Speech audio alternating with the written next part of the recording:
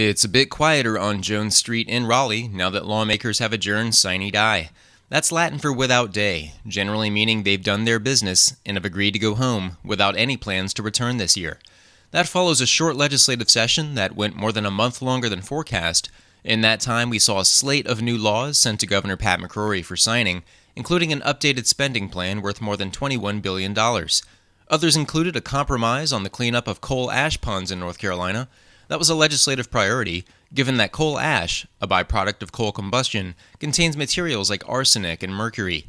Coal ash came under public scrutiny after 30,000 tons or more of the byproduct spewed into the Dan River this year near Eden. Incentives were another hot topic.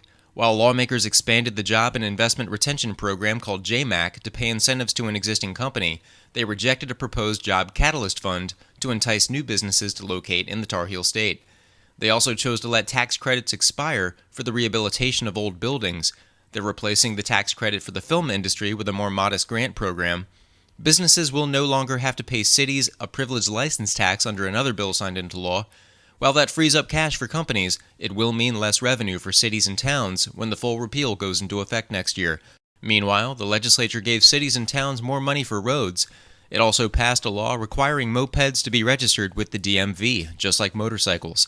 In all, the General Assembly passed 572 new laws in the 2013-2014 session. While Medicaid reform was on the table this year, the chambers couldn't agree on the terms, likely leaving it for the 2015 session that will begin in January. Governor McCrory may, however, call them back for a special session if he sees any unaccomplished goals he feels are worth it. At this time, he hasn't specified whether he will. Reporting for The Insider and the News and Observer, this is Ben Brown.